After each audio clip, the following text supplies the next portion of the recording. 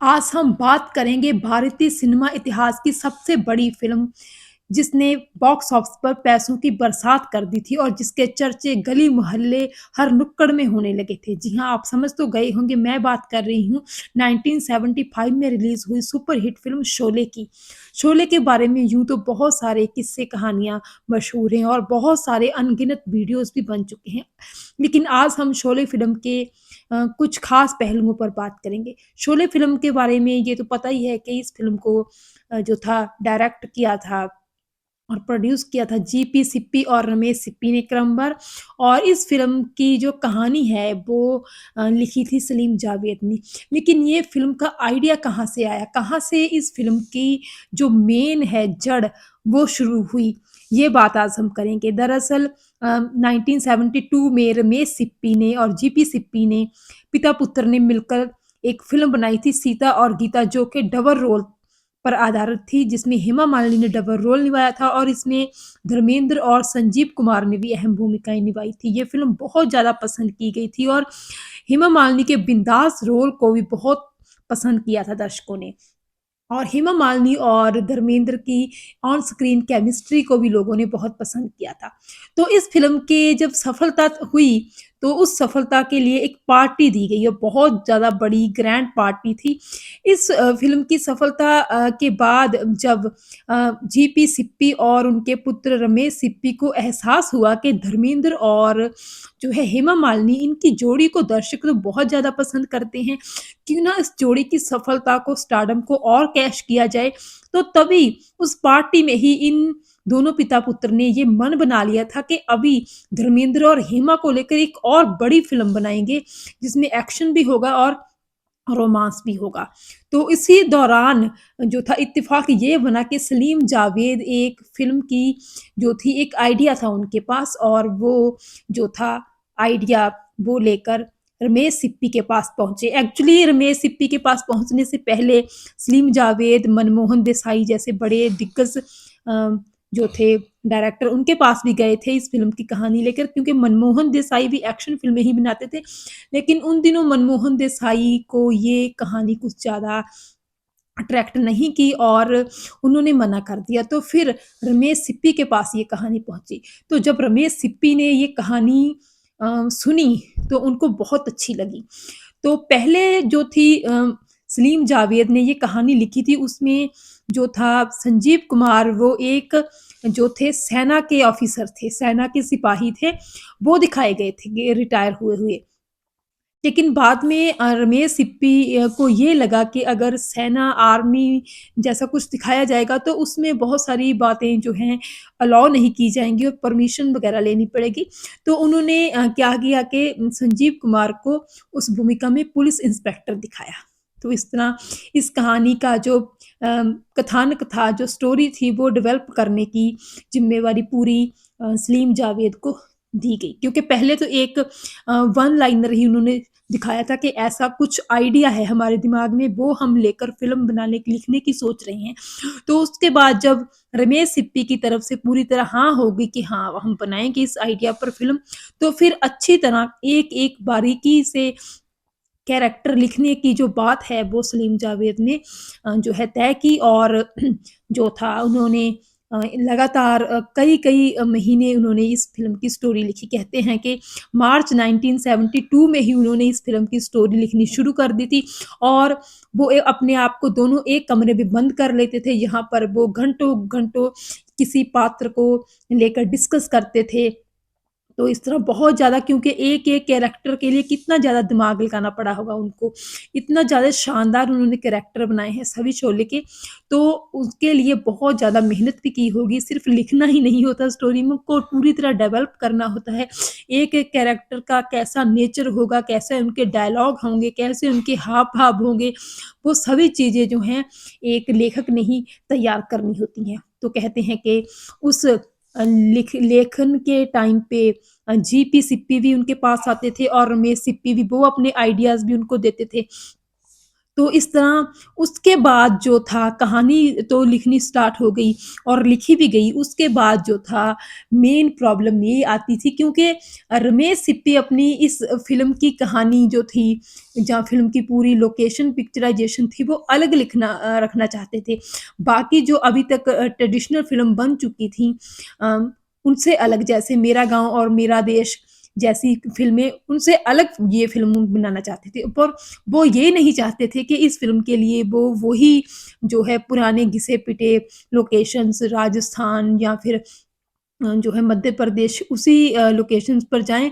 इस बार वो कुछ नया करना चाहते थे। तो उन्होंने क्या किया कि अपने एक ख़ास व्यक्ति को उन्होंने भेजा पूरे इंडिया में लोकेशंस सर्च करने के लिए। उनको रमेश सिप्पी का कोलंबस भी कहा जाता है, और कहते हैं कि सारे इंडिया में वो घूमे और उन्होंने एक-एक जगह को गौर से देखा, ध्यान से देखा कि कहाँ इस फ़िल्म की जिसमें डाकू होंगे, जिसमें मतलब पूरा वो माहौल दिखाया जाएगा, जो शोले में आपने देखा, वो कै किस जगह पर फ़िल्माया जा सकता है। तो कहते हैं कि वो जब गुज़र रहे थे बैंगलोर के पास से, तब उनको ये इलाका दिखा, जो था जंगल से, बीहड़ों से, सूखे पहाड़ों से घिरा हुआ वो इलाका, और यहाँ पे उनको लगा कि हाँ, यही वो जगह है जहाँ पे इस फ़िल्म की शूटिंग हो पाएगी। तो इस तरह इ फिर उन्होंने अ, उसके बाद इस फ़िल्म के जो मेटोग्राफ़र थे, जहाँ कह लीजिए कि कैमरामैन थे, उनको बुलाया और रमेश सिप्पी को भी बुलाया लोकेशन स्थल पर। और जब रमेश सिप्पी ने और जो थे इस फ़िल्म के कैमरामैन द्वारका दरवेज़ा, उन्होंने इस लोकेशन को देखा, तो वो हैरान रह गए और खुश भी हुए, क्योंकि जो लोकेशन वो चाहते थे, वही लोकेशन थी और अलग थी। अब तक की फ़िल्मों से जो जंगल दिखाए गए थे, अब तक की फ़िल्मों से वो बिल्कुल अलग लोकेशन थी, और रमेश सिप्पी कहते हैं कि बहुत खुश हुए इस फ़िल्म इस जो लोकेशन थी उसको देखकर। तो उसके बाद क्या था कि जो एरिया था उसका नाम था रामनगरम, और इस एरिया को उन्होंने डेवलप करना था एक गाँव के रूप में। तो कहते हैं कि मुंबई से जो थे 20 व्यक्ति मुंबई से आए और 50 व्यक्ति वहाँ के लोकल बैंगलोर के, मिलकर उन्होंने दिन-रात एक करके पूरी जो है मेहनत की, और उस रामनगरम जो है एरिया को एक गाँव के रूप में बसाया, जिसको बाद में शोले फ़िल्म में रामगढ़ के रूप में दिखाया गया। तो इस तरह बहुत मेहनत और जद्दोजहद की रमेश सिप्पी ने, बहुत ज़्यादा इस फ़िल्म के लिए उन्होंने पैसा भी खर्च किया, और पूरी तरह जो था ये एरिया एक जो वो चाहते थे रामनगर, रामगढ़, वो डेवलप किया। तो इस तरह अगर देखा जाए तो फ़िल्म में जब इतने ज़्यादा व्यक्ति फ़िल्म की तैयारी के लिए, लोकेशन के लिए, सेट के लिए तैयारी कर रहे थे, तब उनके रहने का, उनके खान-पान का भी ख़्याल रखना था। तो कहते हैं कि 1000 व्यक्ति पूरी यूनिट मिलाकर बन जाता था, जिसके लिए रमेश सिप्पी ने पूरा एक मॉडर्न किचन तैयार किया था उनके लिए, और उसमें ही उनका खान-पान सब कुछ होता था, राशन वग़ैरह, सब्ज़ी, एक गोडाउन बना हुआ था जिसमें पूरा वो इस चीज़ सब चीज़ों का जो था ख़्याल रखा गया।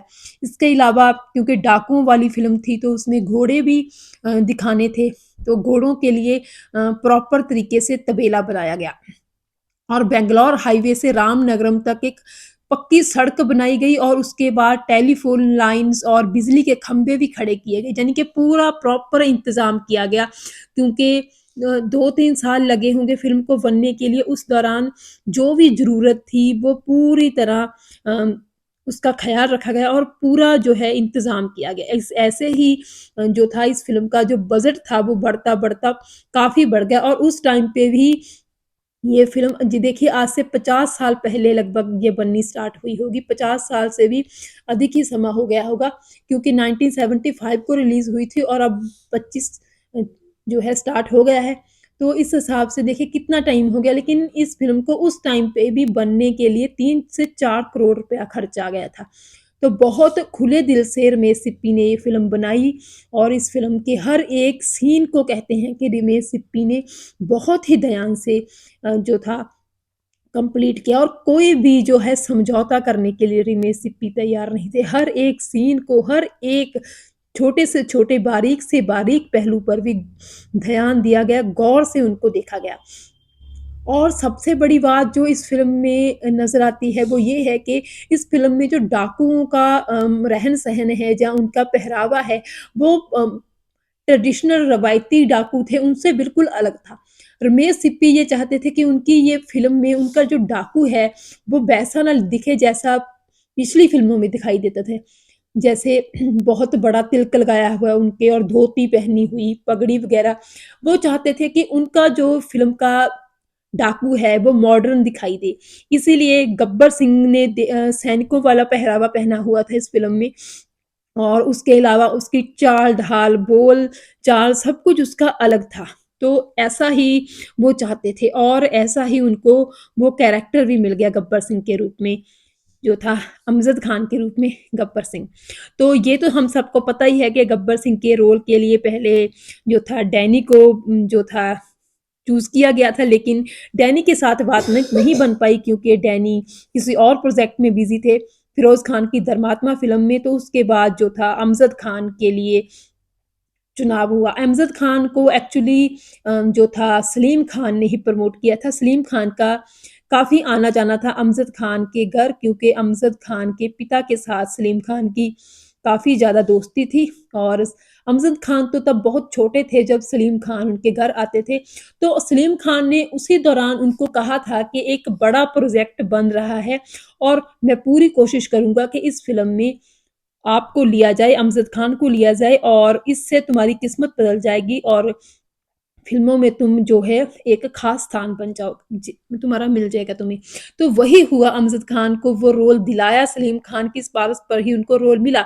हालाँकि ये भी कहानी मशहूर है कि अमजद खान जब फ़िल्म के सेट पर पहले दिन पहुँचे, तो उनकी आवाज़ जो थी वो रमेश सिप्पी को और खुद सलीम जावेद को भी कुछ ख़ास अट्रैक्टिव नहीं लगी और उन्हें लगा कि आवाज़ में तो वो दम ही नहीं है कि वो जो चाहिए था उनको वो चीज़ नहीं है। क्योंकि बड़े-बड़े दिग्गज संजीव कुमार, अमिताभ बच्चन और धर्मेंद्र जैसे बड़े दिग्गज कलाकारों के मुकाबले एक गब्बर सिंह का कैरेक्टर था जिसको शानदार तरीके से मतलब प्रस्तुत किया जाना चाहिए था। तो वो चीज़ उनको नहीं दिखाई दी। तो उस टाइम पे कहते हैं कि फिर सलीम ने खुद ही कह दिया था कि अगर आपको नहीं ठीक लग रहा है तो ठीक है, आप चेंज कर दें, ठीक है। लेकिन उस टाइम पे क्योंकि अमजद खान को भी ये प्रोजेक्ट दिखाई दे रहा था कि बड़ा प्रोजेक्ट है, मेरे हाथ से निकल गया तो क्या होगा? तो पूरी उन्होंने भी जान लगाकर मेहनत की और कहते हैं कि इतनी ज़्यादा उन्होंने मेहनत की कि फिर तो आप देख ही हम सबने देखा ही है कि क्या हुआ था फ़िल्म में, क्या उन्होंने रोल कितने अच्छे ढंग से किया। अब तो हमें ऐसे लगता है कि जो अमजद खान ने रोल गब्बर सिंह वाला निभाया है, वो और कोई निभा ही नहीं सकता। उतनी ज़्यादा जो खूबसूरती के साथ उन्होंने प्ले किया।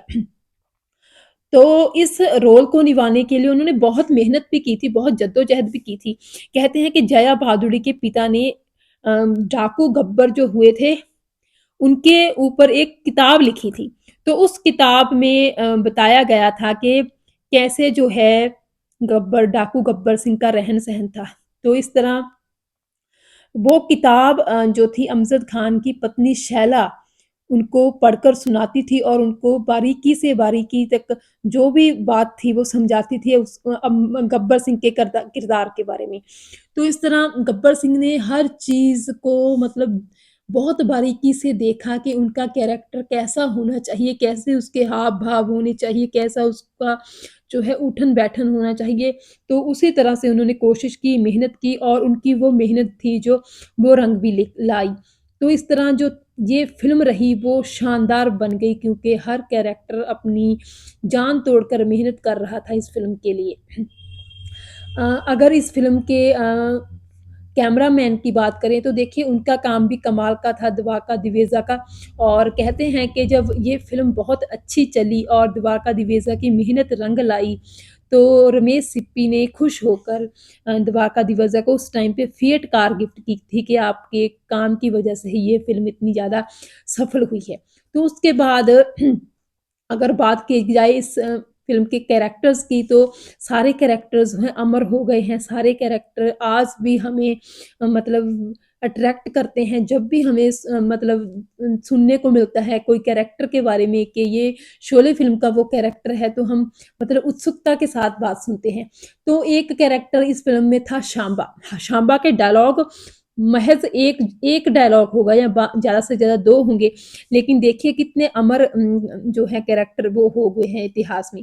लेकिन उस टाइम पे जो इस फ़िल्म के इस रोल के जो अदाकार थे अभिनेता मैकमोहन जिन्होंने सांबा का किरदार निभाया, वो काफ़ी नर्वस थे। उनको लग रहा था कि फ़िल्म इतनी महान फ़िल्म बनने जा रही है। महान तो ख़ैर उस टाइम पे नहीं होगा, उनको लगता मतलब उनको ये तो पता था कि फ़िल्म अच्छी है और चलेगी। तो वो ये सोच रहे थे कि मैं इतनी दूर शूटिंग के लिए जाता हूँ, बैंगलोर से जो है मुंबई से बैंगलोर तक और फ़िल्म में मेरा डायलॉग कोई ख़ास नहीं है। तो उस टाइम पे रमेश सिप्पी ने उनको समझाया था कि फ़िल्म अगर हिट हो गई, तो तुम्हारा रोल यादगारी अमर बन जाएगा और तुम बिल्कुल निश्चिंत हो जाओ और वैसा हुआ भी।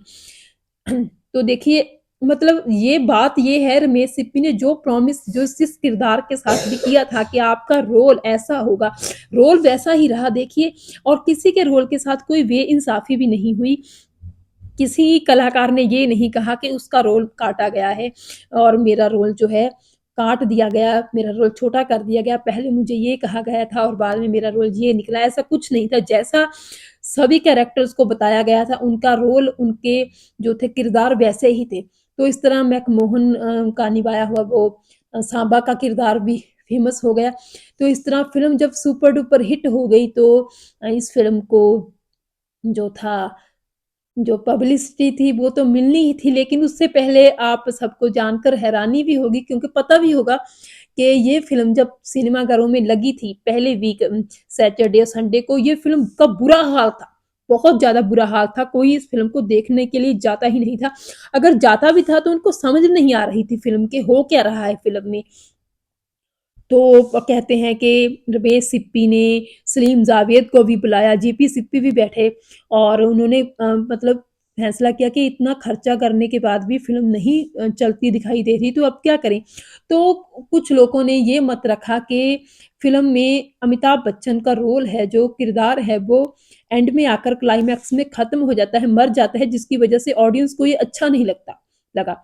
तो रमेश सिप्पी तो इतने ज़्यादा मतलब हो गए थे कि उनको लगा कि नहीं अब ठीक है अगर यही बात है तो मैं उस सीन को ही दोबारा शूट कर लूँगा, उस क्लाइमैक्स को ही चेंज कर दूँगा, अमिताभ बच्चन को हम ज़िंदा कर देंगे।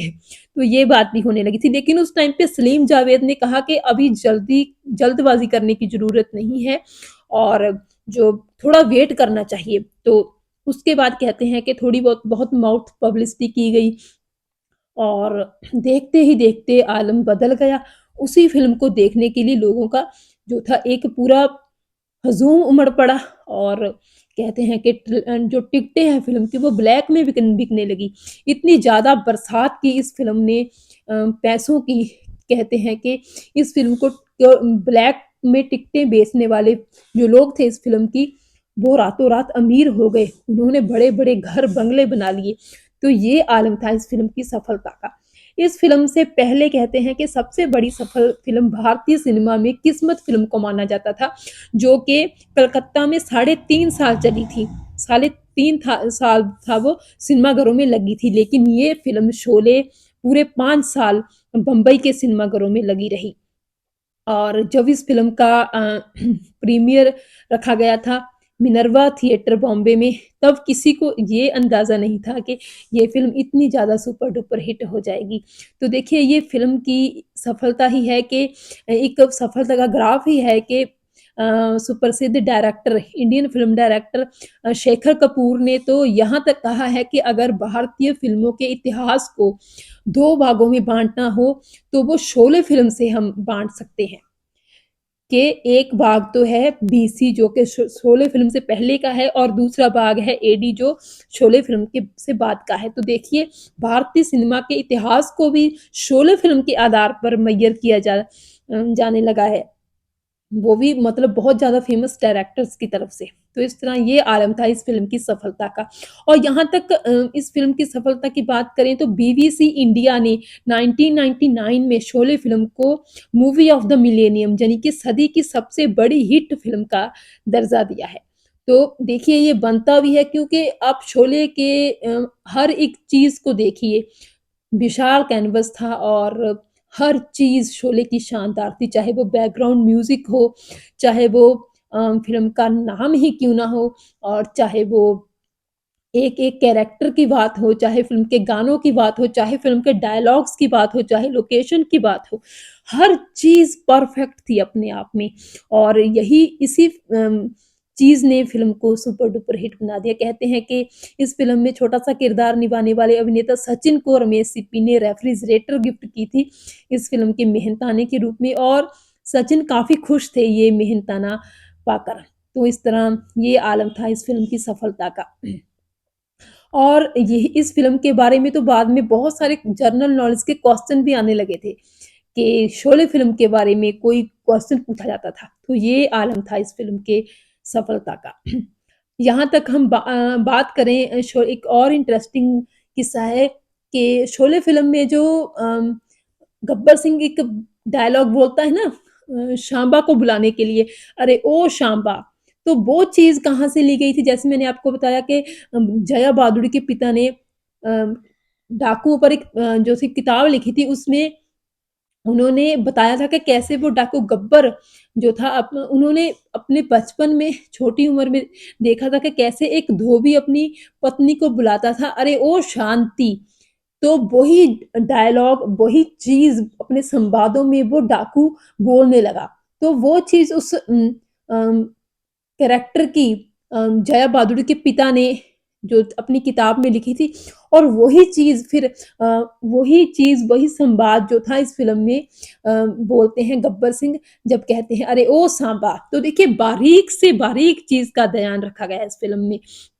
तो यहाँ तक धर्मेंद्र ने भी कहा था कि वो टंकी का वाला सीन था जब मौसी से बात करते हैं, मौसी के बारे में वो बताते हैं कि ये जो बसंती की मौसी है ना, इसकी वजह से मेरी लगन टूट गया, बसंती से मेरा लगन होने वाला था। तो धर्मेंद्र ने बताया कि कैसे जो था अ, सलीम जावेद ने तो सिर्फ़ इतना ही लिखा था कि अ, मौसी मैं आ रहा हूँ नीचे। तो वो मौसी जी वो धर्मेंद्र कहते हैं कि मैंने बाद में ऐड किया। मुझे खुद लगा कि जो थोड़ा मस्का लगा रहा है, तो अगर मौसी जी लगाएगा साथ तो ये और ज़्यादा हो जो है अट्रैक्टिव लगेगा, ज़्यादा ऑडियंस को सही लगेगा, यथार्थपर लगेगा। तो इस तरह मतलब इससे ये पता चलता है कि हर एक कैरेक्टर कितना इन्वॉल्व था फ़िल्म में। इस फ़िल्म की शूटिंग कहते हैं कि महीने में हर महीने के में 10 दिन इस फ़िल्म की शूटिंग ज़रूर होती थी और हर चीज़ इस फ़िल्म में हर चीज़ के बारे में रमेश सिप्पी पूरा ख़्याल रखते थे। तो उन्होंने पैसा भी पानी की तरह बहा दिया इस फ़िल्म को तैयार करने के लिए। तो ये आलम था इस फ़िल्म के लिए, ये पैशन था रमेश सिप्पी का जो कि बाद में फ़िल्म की सफलता के ज़रिए ज़ाहिर भी हुआ। तो इस तरह अगर हम इस फ़िल्म के म्यूज़िक की बात करें तो म्यूज़िक भी शानदार था। इस फ़िल्म में 5 गाने थे और पाँचों गाने सुपर डुपर हिट रहे थे। इस फ़िल्म का म्यूज़िक था जो वो रमेश सिप्पी ने पॉलीडोर कंपनी को बेचा था। यानी कि 5 लाख रुपए में इस फ़िल्म का म्यूज़िक पॉलीडोर कंपनी को बेचा था। यानी कि 1 लाख रुपए में 1 गाना। तो बहुत महँगा म्यूज़िक बिका था उस टाइम के हिसाब से। तो जो कंपनी थी पॉलीडोर उसने ये इतना महँगा जो था म्यूज़िक इसीलिए खरीदा था क्योंकि उनको दिख रहा था, लग रहा था कि फ़िल्म अच्छी चलेगी और दूसरा कारण ये भी था कि रमेश सिप्पी के साथ पॉलीडोर कंपनी के मालिक शशि पाटेल की बहन गीता की शादी भी हुई हुई थी। तो इसलिए अपने जीजा जी की उनको बात भी रखनी थी। तो इस तरह पॉलीडोर कंपनी को मुनाफ़ा तब होना था जब 1 लाख ग्रामोफ़ोन रिकॉर्ड बिकने के बाद जो था इस फ़िल्म का मुनाफ़ा उनको जाना था। तो इस तरह बहुत ही ज़्यादा शानदार रहा पूरी जर्नी इस फ़िल्म को बनने की। जावेद अख्तर ने कहा था कि एक मतलब एक चीज़ जब बननी होती है, तो कुछ अच्छी चीज़ बननी होती है, तो उसके लिए पूरा जो है ब्रह्मांड भी अपने आप को तैयार कर देता है उस चीज़ को बनाने के लिए और चीज़ें सब अच्छी ही अच्छी होती चली गई। तो ऐसा ही हुआ शोले फ़िल्म के साथ, हर चीज़ जो थी परफ़ेक्ट होती चली गई। और जावेद अख्तर का तो ये भी कहना है कि इस फ़िल्म को दोबारा बनाने की कोशिश भी नहीं की जानी चाहिए क्योंकि जितनी ये बढ़िया फ़िल्म बननी थी, वो बन चुकी है और अ, दूसरी बार इस फ़िल्म का अगर आप अम, और वर्ज़न बनाएँगे भी, तो उसका मतलब तो ये है कि आप उससे बढ़िया बनाने की कोशिश कर रहे हैं, जो कि होगा ही नहीं, इससे बढ़िया नहीं बन सकता। अपने आप में परफ़ेक्ट जो है, ये मूवी है, इससे ज़्यादा परफ़ेक्ट नहीं बन सकती है। तो निस्संदेह बात उनकी बिल्कुल सच है, इस बात में कोई डाउट नहीं है कि शोले फ़िल्म का जो और इससे ज़्यादा हम अच्छा वर्ज़न नहीं बना सकते हैं। उम्दा, खूबसूरत, लाजवाब, शानदार, बेहतरीन सब कुछ है इस फ़िल्म में और ये फ़िल्म अपने आप में इतिहास की सदी की सबसे बड़ी फ़िल्म अगर हम इसे कहें, तो बहुत ज़्यादा जो है बड़ी बात नहीं है क्योंकि ये है ही जो है सदी की बड़ी फ़िल्म है और अगर इसे हम कहें कि भारतीय सिनेमा की सबसे शानदार और उम्दा फ़िल्म है, तो सचमुच में फ़िल्म सच में ही शानदार और उम्दा है।